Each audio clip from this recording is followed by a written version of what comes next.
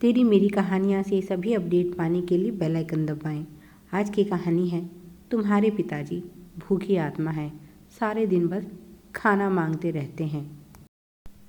मिताली के माता पिता उसके पास ही रहने लगते हैं और वह एक साथ दो दो परिवारों की जिम्मेदारी संभाल रही है। रोशनलाल जी ने अस्थायी तौर पर तो इस समस्या का समाधान कर दिया है, पर इसका पूरा समाधान तभी होगा जब मिताली के भाइयों के बीच का झगड़ा समाप्त होगा। उन दोनों को तो इस बात से फर्क नहीं पड़ा कि माता पिता बहन के पास जाकर रहने लगे हैं, बल्कि उनका कहना है अगर वह माता पिता की देखभाल कर रही है तो कौन सा पहाड़ तोड़ दिया। इतने वर्षों से हम भी तो उनकी देखभाल कर रहे थे, बेटी होने के नाते उसे भी तो कुछ फर्ज निभाने चाहिए। एक दिन रोशनलाल जी ने मीनाक्षी से बात की और कहा, तुम अपनी देवरानी को लेकर मुझसे मिलने आओ, क्योंकि तुम दोनों के साथ के बिना समस्या का समाधान हो ही नहीं सकता। अगले दिन मीनाक्षी अपनी देवरानी अनीता के साथ उनसे मिलने आ गई। सबसे पहले रोशनलाल जी ने उन दोनों से पूछा, मैं इस समस्या के बारे में तुम दोनों के अपने विचार जानना चाहता हूँ। तब मीनाक्षी ने कहा, मुझे लगता है बड़ा भाई होने के नाते धीरज को नीरज की बात मान लेनी चाहिए और उसे आधा हिस्सा दे देना चाहिए। अनीता बोली, मुझे लगता है मेरे पति लालच में आकर यह झगड़ा कर रहे हैं। उनका उस फ्लैट पर कोई अधिकार नहीं बनता, इसीलिए उन्हें अपनी इस अनुचित मांग को बंद कर देना चाहिए। रोशनलाल जी बोले, तुम दोनों के ही विचार बहुत सुंदर हैं। तुम्हारी बातों से मुझे लगता है तुम दोनों ना केवल यह झगड़ा खत्म करना चाहती हो, बल्कि परिवार में एकता स्थापित करना चाहती हो। अब मैं पूरी तरह आश्वस्त हूँ कि जो रास्ता मैंने सोचा है उस पर चलकर ज़रूर तुम कामयाब होगी।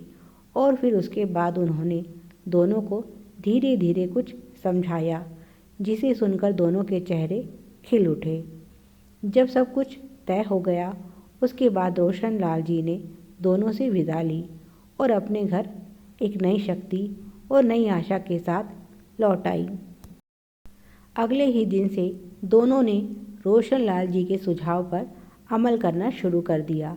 नीरज और धीरज दोनों एक ही घर में ऊपर नीचे के तल पर रहते थे। अभी तक दोनों अपने अपने पतियों को समझाने की कोशिश कर रही थी, पर अब दोनों ने आपस में झगड़ा शुरू कर दिया। छोटी छोटी बातों पर दोनों झगड़ा करती तो बीच बचाव के लिए दोनों भाइयों को आना पड़ता। दोनों के बच्चे जो आज तक बहुत प्यार से मिलकर रहते थे, उनमें भी लड़ाई होने लगी। हर समय घर में एक दूसरे की बुराई चलती रहती। एक दिन जब धीरज ऑफिस से लौटा तो मीनाक्षी ने आते ही उसके सामने शिकायत की पोटली खोल दी।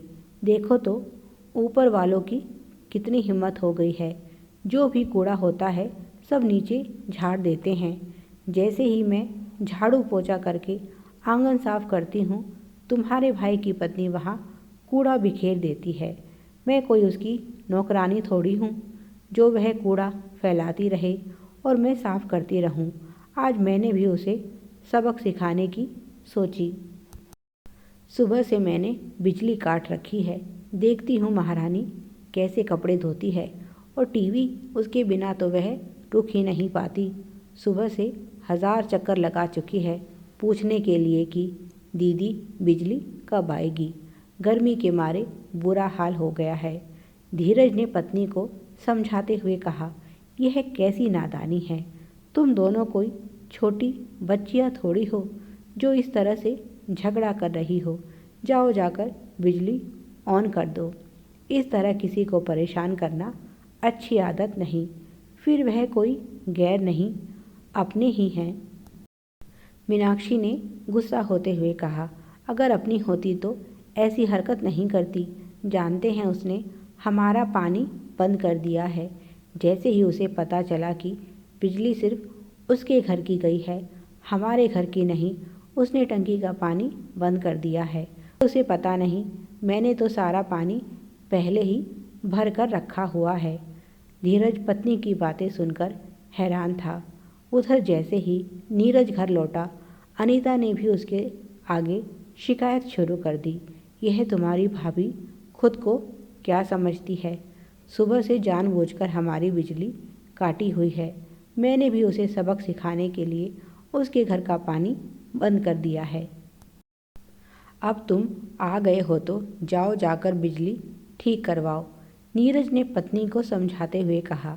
अगर भाभी गलती कर रही हैं तो इसका मतलब यही तुम भी वही गलती करो। बिजली के बिना फिर भी इंसान रह सकता है, पर पानी के बिना कैसे गुजारा हो सकता है? पहले तुम जाओ और पानी चालू करो, उसके बाद मैं बिजली ठीक करवाता हूँ। पर अनीता ने जिद पकड़ ली। नहीं, पहले बिजली चालू होगी, उसके बाद ही पानी आएगा। नीचे यही जिद मीनाक्षी ने पकड़ी हुई थी कि पहले पानी आना चाहिए, उसके बाद ही बिजली ऑन होगी। कुछ देर बाद नीरज पत्नी के साथ भाई के घर पहुंचा, शिकायत लेकर। भैया, यह सब क्या हो रहा है? मैंने सुना है आज भाभी ने जानबूझकर बिजली काट रखी है। धीरज भी तेवर के साथ बोला। तुम्हारी पत्नी भी कुछ कम नहीं है, उसने भी हमारे घर का पानी बंद किया हुआ है। उससे कहो पहले जाकर पानी चालू करे, बिजली अपने आप आ जाएगी। नीरज बोला, नहीं भैया, पहले बिजली ऑन होगी, उसके बाद ही पानी चालू होगा। इसी बात को लेकर चारों के बीच बहस होने लगी और दोनों की स्त्रियों के बीच हाथापाई की नौबत आ गई। शोर सुनकर पड़ोसी भी आ गए और किसी तरह मामला शांत करवाया, पर दोनों में से कोई भी बात मानने को तैयार नहीं हुआ। नीरज का घर रात भर अंधेरे में डूबा रहा और सुबह तक धीरज के घर का पानी भी समाप्त हो गया। सुबह दोनों को ऑफिस जाना था। धीरज को नहाने के लिए पानी चाहिए था। आज उसकी एक ज़रूरी मीटिंग थी, वह ऐसे ही ऑफिस नहीं जा सकता था। इधर नीरज को भी ऑफिस की एक ज़रूरी प्रेजेंटेशन बनानी थी, पर बिना लाइट के वह लैपटॉप कैसे चलाए? दोनों परेशान होकर बाहर निकले और एक दूसरे पर उनकी नज़र पड़ी। दोनों ने सीढ़ियों में एक दूसरे से मुलाकात की और नीरज ने एक बाल्टी पानी लाकर भाई को नहाने के लिए दे दिया और धीरज ने उसका लैपटॉप चार्ज होने के लिए लगा दिया। धीरज जल्दी से नहा कर आया तो मीनाक्षी हाथ में लैपटॉप लिए खड़ी थी। उसने पूछा, यह नीरज का है ना? आप इसे यहाँ क्यों लेकर आए? और घर में तो पानी खत्म हो गया था, फिर आप नहाए कैसे? तब धीरज ने उसे बताया कि पानी नीरज देकर गया है और उसके बदले में मैं उसका लैपटॉप चार्ज कर रहा हूँ और अब बस बहुत हो गया, जल्दी से बिजली ऑन करो। तुम दोनों की बेवकूफ़ी के कारण सभी को परेशानी हो रही है। उधर नीरज भी पत्नी को यही सब समझा रहा था। वह बोला, मुझे लगता है तुम्हें भाभी से माफ़ी मांगकर सारे गिले शिकवे दूर कर लेने चाहिए। जब साथ ही रहना है तो प्यार से रहें, यही परिवार के लिए और हम सब के लिए अच्छा है। ऐसी छोटी छोटी बातों पर अनमोल रिश्ते खराब नहीं किए जाते। तभी धीरज और मीनाक्षी वहाँ आते हैं। नीरज बोला, देखो अब तो भैया भाभी यहाँ आ गए हैं, जल्दी से भाभी से माफ़ी मांगो और लड़ाई खत्म करो। यह सुनकर मीनाक्षी और अनीता मुस्कुराने लगी और बोली, यही बात तो हम तुम्हें समझाना चाहते हैं कि झगड़ा खत्म करो। इंसान पैसा तो बहुत कमा सकता है, पर रिश्ते कमाना इतना आसान नहीं। तुम्हें पता भी है तुम्हारे झगड़े के कारण कितने लोगों का दिल दुख रहा है। यह सुनकर दोनों भाइयों का सर शर्म से झुक गया। उन्हें बात समझ आ गई। उस समय तो दोनों ने कुछ नहीं कहा और अपने अपने काम पर चले गए। अगले दिन दोनों माता पिता को लेने पहुँचे और साथ ही साथ बहन को भी खुशखबरी सुनाई कि अब हमारा झगड़ा खत्म हो गया है। सभी ने मिताली के ससुर जी की बहुत तारीफ़ की और उन्हें धन्यवाद दिया। उन्हीं की सूझबूझ के कारण यह संभव हो पाया था। मिताली के माता पिता ने पूछा, पर तुम्हारे उस फ्लैट का क्या हुआ? तब नीरज बोला, वह फ्लैट भैया का था और उन्हीं का रहेगा। धीरज बोला, हमने नीरज के लिए दूसरा फ्लैट लेने की सोची है और उसकी किस्तें भी हम दोनों भाई मिलकर देंगे। उनका फैसला सुनकर सभी को बहुत खुशी हुई और मिताली के परिवार की खुशियाँ लौट आई। Please like share and subscribe. Thanks for watching.